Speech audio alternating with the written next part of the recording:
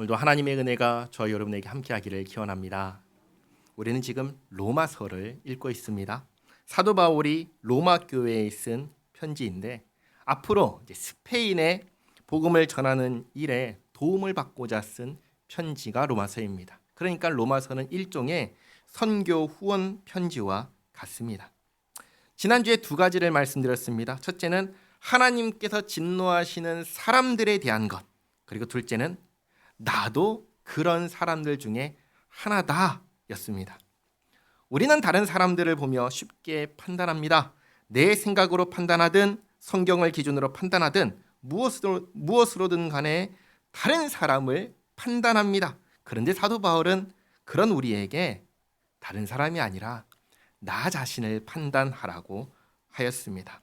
내가 한 판단으로 나 자신이 판단받을 거라고 하였습니다. 우리는 마지막 날에 하나님께서 심판하실 것을 믿습니다. 최후 심판을 믿는 사람들입니다. 그 심판대 앞에서 나는 어떤 사람으로 판단받을까요? 하나님의 판단 기준은 한 가지입니다. 하나님의 법을 기준으로 우리의 행위를 판단하십니다. 다른 사람의 행위가 아니라 나의 행위입니다. 그러면 나는 하나님 앞에서 어떤 사람입니까? 우리는 이 질문을 정말 두려운 마음으로 스스로에게 해야 합니다. 물론 우리 구주 예수 그리스도께서 내가 받을 형벌을 대신 받으셨기에 우리는 너무나 감사하게도 그 최후 심판대 앞에서 죄 없음을 선언받을 것입니다. 정확하게는 벌 받을 것이 없다라고 선언을 받을 것입니다. 그리고 예수님의 의를 덧입고 주께서 완성하실 새하늘과 새 땅에 들어갈 것입니다. 이것이 예수님 믿는 사람들에게 주시는 하나님의 은혜입니다. 이 소식이 복음, 기쁜 소식입니다. 우리는 우리가 죄인임에도 불구하고 마지막 심판대 앞에서 벌 받을 것이 없게 해주신 하나님의 은혜에 감사해야 합니다. 그리고 돌아서서는 또다시 죄인의 상태로 지내서는 안 되는 것입니다. 주께서 우리를 의롭게 여겨주셨으니 이제 우리는 의롭게 살아야 합니다. 오늘 사도 바울은 바로 이 점을 지적하는 겁니다. 의인은 실제로 의인의 삶을 살아야 한다는 것입니다. 의인의 삶을 살지 않는 사람은, 의인의 삶을 살려 하지 않는 사람은 어쩌면 이 사람은 의인이 아니다라고 하는 것입니다. 오늘 본문을 잘 보시기 바랍니다. 17절에 유대인이라 불리는 내가 율법을 의지하며 하나님을 자랑하며 율법의 교훈을 받아 하나님의 뜻을 알고 지극히 선한 것을 분간하며 맹인의 길을 인도하는 자요 어둠에 있는 자의 빛이요 율법에 있는 지식과 진리의 모본을 가진 자로서 어리석은 자의 교사요 어린아이의 선생이라고 스스로 믿으니. 율법은 선한 것입니다. 율법은 자랑스러운 것입니다.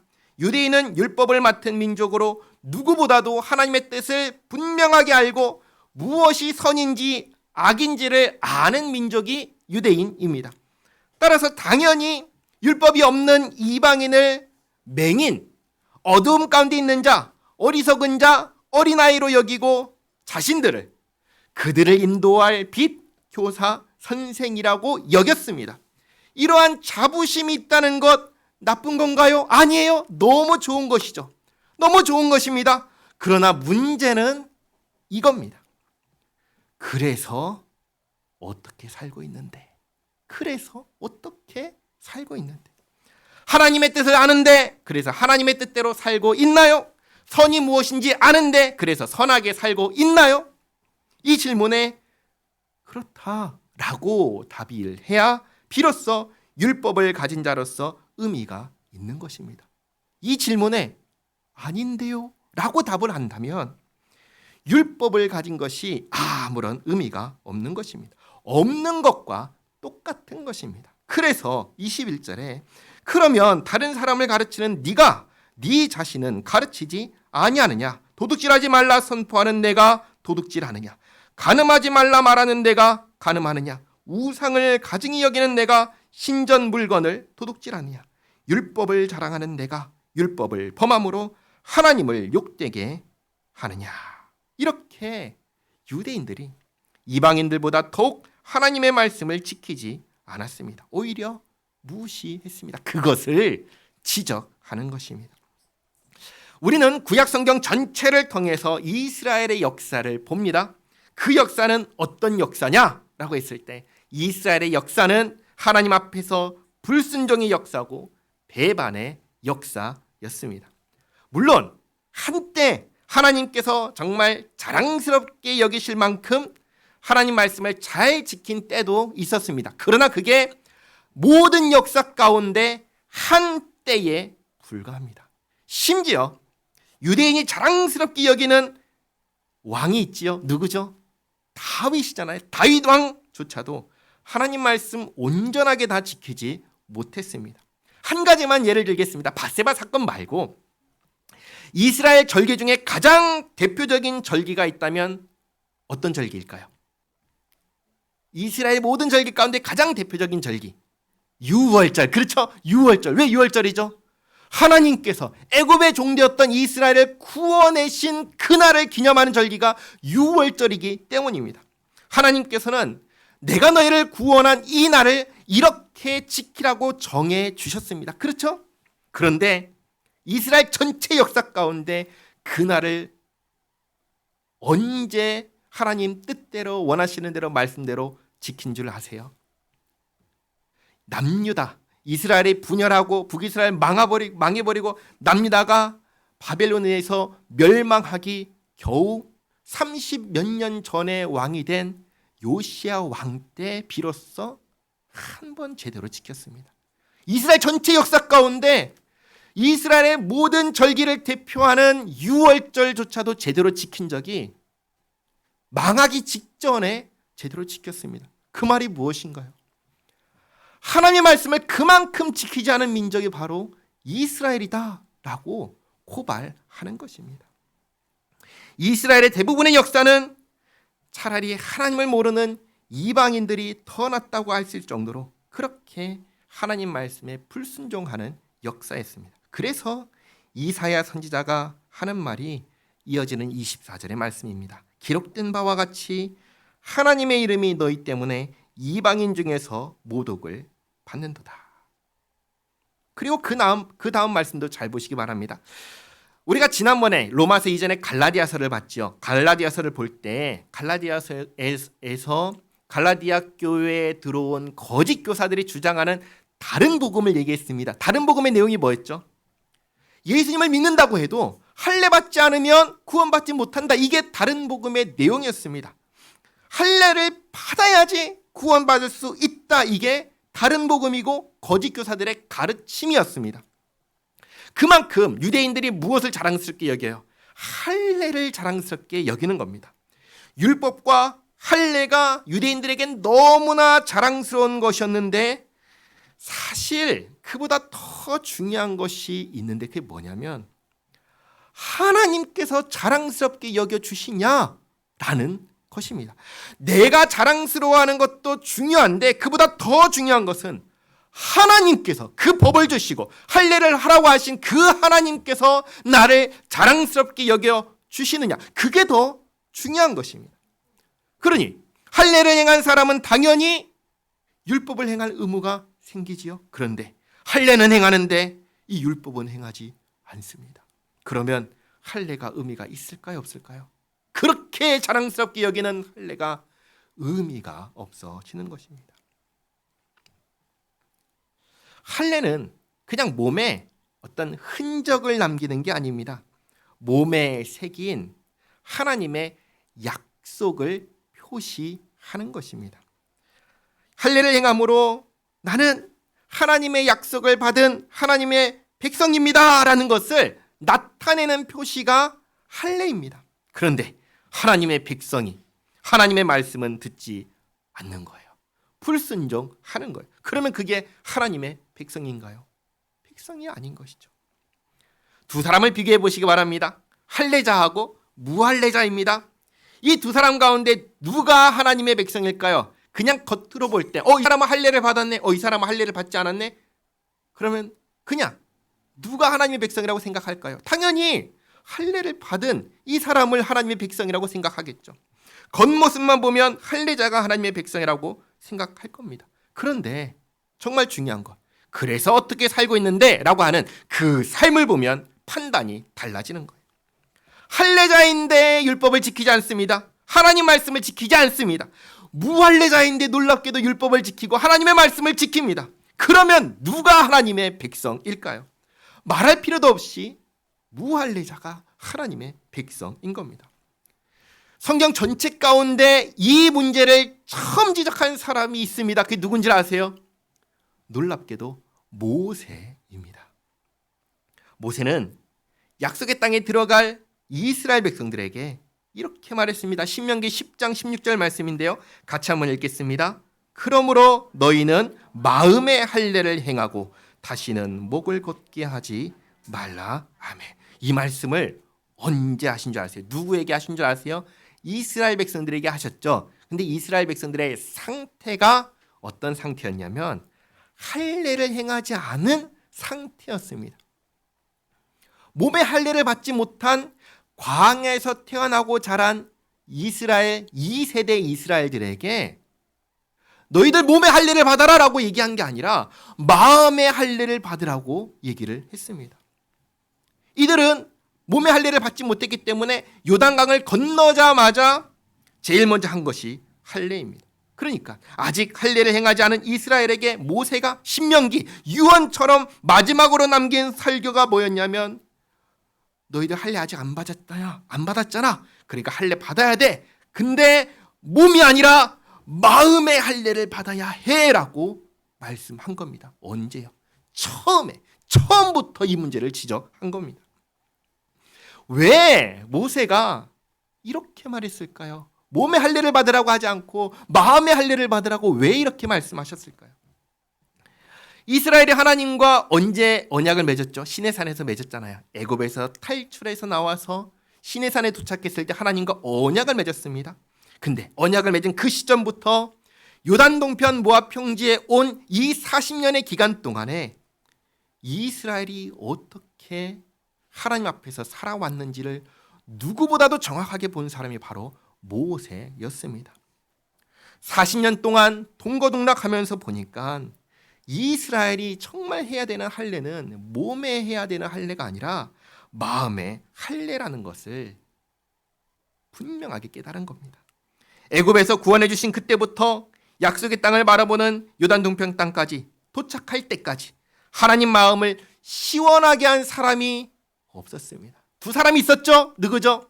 여호수아와 갈렙. 이 두 사람을 제외하고 모든 이스라엘이 하나님을 원망하고 불평하고 불순종하고 기회가 생길 때마다 다른 신 우상에게로 달려갔습니다. 그걸 보았기에 그러면 안 된다는 것을 알기에 몸의 할례가 아니라 마음의 할례를 받으라고 그렇게 얘기를 한 겁니다. 그러니 내가 정말 하나님의 백성이라면, 내가 하나님의 사람이라면 자연스럽게 나에게서 나와야 하는 모습이 뭐냐면 하나님의 말씀에 순종하는 삶입니다. 물론 우리가 죄인이었던 삶의 습관이 있기 때문에 쉽지 않지요. 어렵습니다. 쉬운 일은 아닙니다. 그렇기에 우리에게서는 어떤 모습이 나타나야 하냐면 하나님 말씀에 순종하려고 하는 노력과 애씀이, 나 자신을 돌아보는 이 시간들이 헌신이 우리에게 있어야 하는 것입니다. 이것을 지금 사도 바울이 이야기하고 있는 것입니다. 25절에 내가 율법을 행하면 할례가 유익하나 만일 율법을 범하면 내 할례는 무할례가 되느니라. 그런즉 무할례자가 율법의 규례를 지키면 그 무할례를 할례와 같이 여길 것이 아니냐. 놀라운 말씀이죠. 사도 바울은 유대인입니다. 유대인임에도 불구하고 이렇게 말하는 겁니다. 무할례자라도 율법을 지키면 하나님의 말씀을 지키는 자는 할례자와 같이 여긴다라고 하십니다. 그러니까 몸의 할례 중요하지 않다라는 것입니다. 27절 또한 본래 무할례자가 율법을 온전히 지키면 율법 조문과 할례를 가지고 율법을 범하는 너를 정죄하지 아니하겠느냐. 무릇 표면적 유대인이 유대인이 아니요 표면적 육신의 할례가 할례가 아니니라. 오직 이면적 유대인이 유대인이며 할례는 마음에 할지니 영에 있고 율법 조문에 있지 아니한 것이라. 그 칭찬이 사람에게서가 아니요 다만 하나님에게서니라. 우리가 정말 주목해야 하는 것은 내 생각도 아니고 다른 사람의 평가도 아닙니다. 우리가 정말 주목해야 되는 것은 하나님의 평가입니다. 내가 할례자라도 하나님께서 책망하시면 그 할례가 소용없는 것이죠. 그러나 내가 무할례자라도 하나님께서 나를 칭찬하시면 의미가 있는 것입니다. 하나님께서 누구를 칭찬하실까요? 할례자일까요? 무할례자일까요? 이게 아닌 것이죠. 할례든 무할례든 이것은 하나님께서 칭찬하실 조건이 전혀 아닌 거예요. 그러면 하나님께서 칭찬하실 조건은 뭐죠? 딱 한 가지. 하나님 말씀에 순종하려고 하는 우리의 애씀과 노력, 그것뿐이라는 사실입니다. 그러면 사도 바울이 이렇게 말하니까 유대인들이 무슨 생각할까요? 그러면 내가 유대인인 것이, 내가 할례자인 것이 어떤 유익이 있지? 라는 질문을 하지 않겠습니까? 뭐가 좋을까요? 사도 바울은 3장에서 유대인의 특권을 이야기합니다. 특권. 유대인이라는 것 자체가 가진 특권이 있는데 그 여러 가지가 있는데 그 중에 가장 큰 것이 있습니다. 뭐냐? 하나님의 말씀을 맡은 민족이라는 것입니다. 그래서 1절에 이렇게 얘기하죠. 그런즉 유대인의 나음이 무엇이며 할례의 유익이 무엇이냐? 범사에 많으니 우선은 그들이 하나님의 말씀을 맡았음이니라. 정확하게는 하나님의 약속을 맡은 민족이 유대인입니다. 하나님께서 무엇을 약속하셨죠? 구원자를 약속하셨습니다. 이 구원자에 대한 약속을 맡은 민족이 이스라엘이고 유대인입니다. 그런데 지금 계속해서 할례 얘기를 하고 있었잖아요. 몸의 할례가 중요한 게 아니라 마음에 하는 할례가 중요하다고 했습니다. 이 말씀을 이 약속과 함께 생각하면 무슨 말씀이 되냐면 하나님의 약속을 믿고 따르는 게 중요하다라는 말씀이 됩니다. 잘 보시기 바랍니다. 사실 이 할례 명령은 하나님께서 누구에게 하신 명령이죠? 이스라엘이죠? 아니요, 이스라엘 말고 처음에 이 할례를 행하라라고 누구에게 명령하셨죠? 아브라함이죠, 아브라함. 근데 하나님께서 아브라함에게 할례를 행하라라고 하시기 전에 그보다 먼저 하신 말씀이 있었습니다. 무슨 말씀이 있었죠? 아브라함이 하나님의 말씀을 믿는 사건이 먼저 있었습니다. 그때가 어떤 상황이었냐? 아브라함이 도무지 자녀를 낳을 수 없는 상황이었습니다. 그때 하나님께서 아브라함에게 나타나셔서 너 아들을 낳을 거야. 그리고 그 아들을 통하여 하늘의 별과 같은 민족을 이루게 해주겠다라고 하나님께서 말씀하셨습니다. 이 말씀, 하나님의 약속을 아브라함은 듣고는 아니 하나님 내 나이가 몇 살인데요? 아내는 임신할 수 없는 여자인데 불가능해요 하면서 그 말씀을 듣고 한 귀로 흘려버린 것이 아니라 아브라함은 어떻게 했죠? 그 말씀을 듣고 믿었습니다. 하나님께서 말씀하신 대로 이루실 줄을 믿었습니다. 사람의 생각으로는 도무지 불가능한 일인데 하나님께서 말씀하시니까 네 하나님께서 그렇게 하실 수 있다고 저는 믿습니다 라고 반응한 사람이 아브라함입니다. 그리고 난 후에 하나님께서 아브라함에게 할례를 행하라 하신 겁니다. 그러니까 할례는 뭐예요? 하나님의 말씀을 믿는다. 하나님을 믿는다는 증거가 할례인 것입니다. 표시인 것입니다. 그러니 할례를 행하는데 하나님을 배신한다면 하나님의 약속을 믿는다는 표시가 할례인데 그 할례를 받고 하나님을 배신한다면 할례가 의미가 있겠습니까? 아무 의미가 없는 것입니다. 그래서 3절에 이렇게 말하는 것입니다. 어떤 자들이 믿지 아니하였으면 어찌하리요? 그 믿지 아니함이 하나님의 미쁘심을 패하겠느냐. 유대인들이 할례자들이 하나님의 약속을 믿지 않는다면 그러면 하나님께서 어떻게 하시겠느냐라는 말입니다. 이들이 믿지 않으니까, 하나님께서 약속하셨는데 그 약속을 받은 민족이 믿지 않으니까 하나님께서 안 믿네, 알았어, 그러면 이 약속 없던 걸로 하자, 그러시겠느냐라는 말입니다. 그럴까요? 하나님께서 그렇게 하실까요? 하나님께서 약속하시고 그러나 사람이 믿지 않으니까 그래, 내 약속 없던 걸로 하자, 그렇게 하실까요? 그렇지 않습니다. 왜냐하면 우리 하나님은 미쁘신 하나님이시기 때문입니다. 미쁘신 하나님이라는 것은 다르게 말하면 믿을 수 있는 하나님, 약속을 지키시는 하나님, 신실하신 하나님이라는 말입니다. 이 세상 모든 사람들이 하나님과의 약속을 지키지 않더라도 하나님은 그 약속을 지키십니다. 그래서 4절에 그럴 수 없느니라. 다시 말하면 하나님은 약속을 깨지 않으신다. 사람은 다 거짓되되 오직 하나님은 참되시다 할지어다. 기록된 바 주께서 주의 말씀에 의롭다함을 얻으시고 판단받으실 때 이기려 하심이라 함과 같으니라. 하나님은 약속을 지키시는 분, 그래서 의로우신 분이라는 것입니다. 그런데 잘 보시기 바랍니다.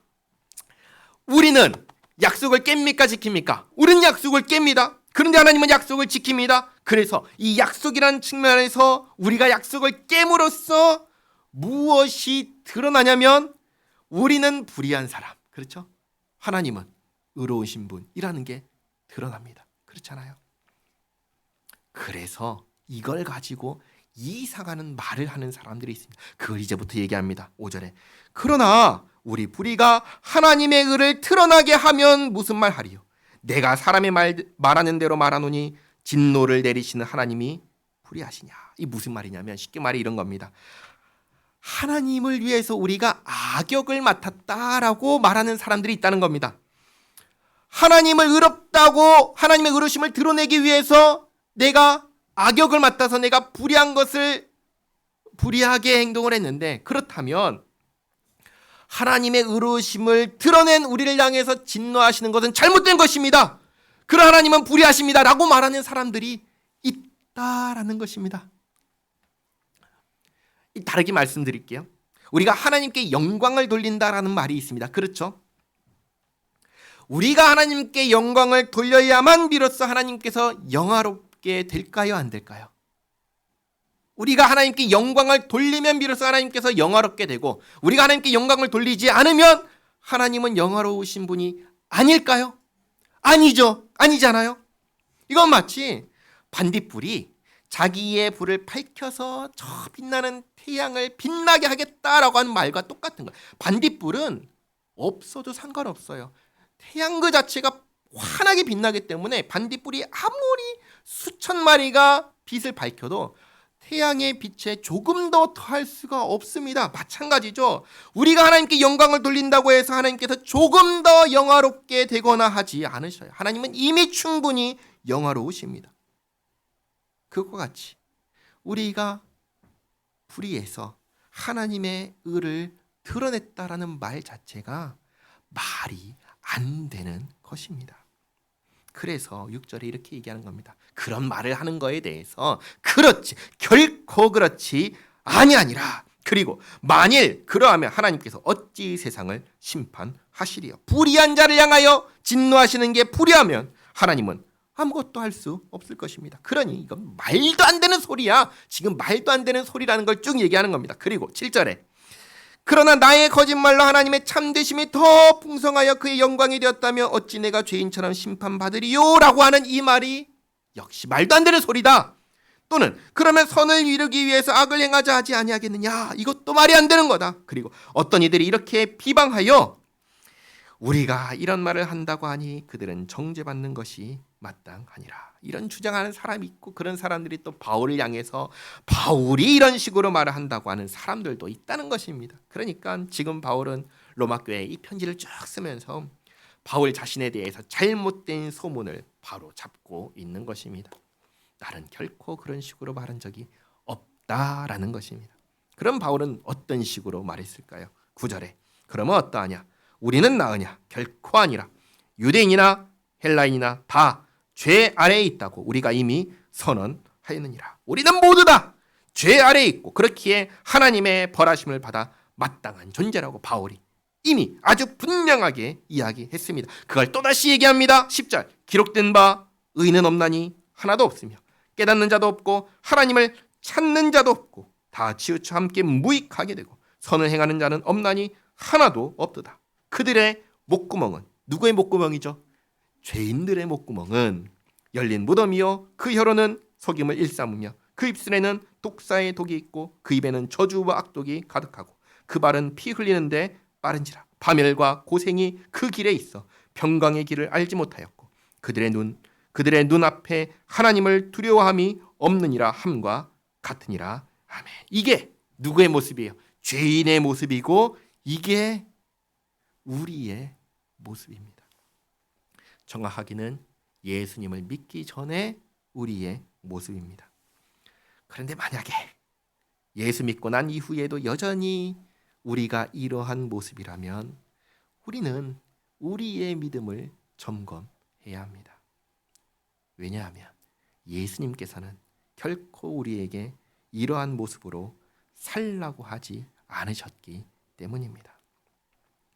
19절 우리가 알거니와 무릇 율법이 말하는 바는 율법 아래에 있는 자들에게 말하는 것이니.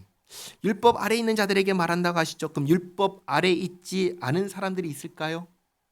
유대인은 하나님의 말씀을 맡아서 율법 아래에 있습니다. 이방인은요? 이방인은 하나님께서 그 율법을 마음에 새겨 놓으셨죠. 그러니까 마찬가지로 율법 아래에 있습니다.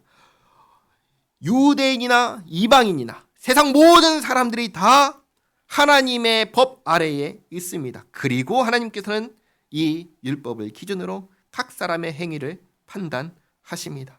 이는 모든 입을 막고 온 세상으로 하나님의 심판 아래에 있게 하려 함이라. 그러므로 율법의 행위로 그의 앞에 의롭다 하심을 얻을 육체가 없나니 율법으로는 죄를 깨달음이니라.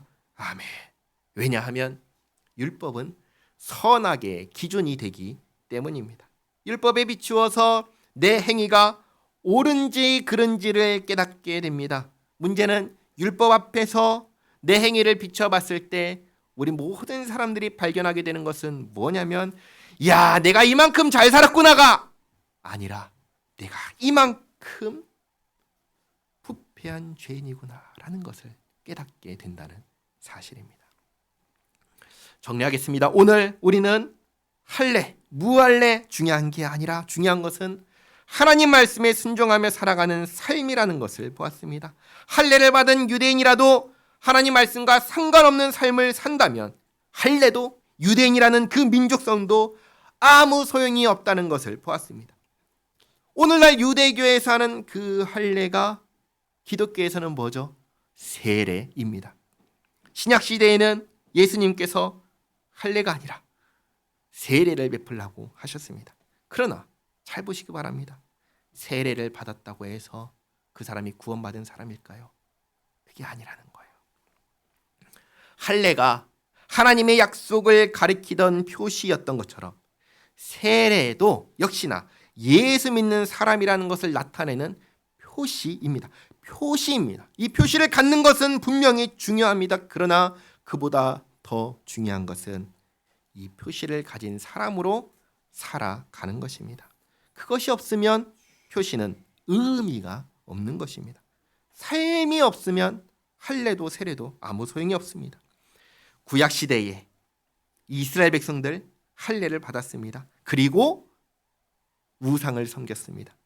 그러면 할례가 소용이 있나요? 없지요. 신약 시대에 우리들 세례를 받았습니다. 그리고 하나님이 아닌 다른 것을 의지합니다. 우상 숭배라는 것은 하나님이 아닌 다른 것을 의지하는 것이 전부 다 우상 숭배입니다. 그러면 내가 예수 믿는 사람인데 예수님 의지하지 않고 다른 걸 의지한다면 그 세례가 의미가 있나요? 아무 의미가 없는 것입니다. 정말 할례가 의미 있으려면, 세례가 의미가 있으려면 우리의 삶이 바뀌어야 합니다. 하나님을 향한 온전한 순종의 삶이 있어야 됩니다. 이것을 헌신이라고 합니다. 우리는 헌신하는 삶을 살아야 합니다. 이것이 우리 모두에게 있기를 바랍니다. 기도하겠습니다.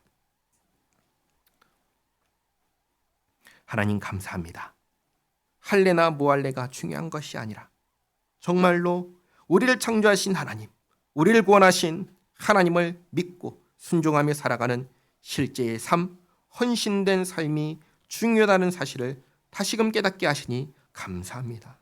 하나님, 예수님 안에서 베푸신 하나님의 크신 사랑과 은혜를 잊지 않게 하옵소서. 우리에게 주신 죄사함과 의롭다 하신 이 선물이 얼마나 소중한 선물인지 깨닫게 하옵소서. 주께서 우리에게 죄 없다 하시고 의롭다 하셨으니 더 이상 죄를 범하지 않는 삶, 의로운 삶을 살게 하옵소서. 우리가 우리의 생각과 가치관을 의지하지 않게 하옵소서. 그것을 의지하던 옛 삶에서 벗어나게 하옵소서. 오직 하나님께만 헌신하는 삶을 살게 하옵소서. 예수님의 이름으로 기도하옵나이다. 아멘.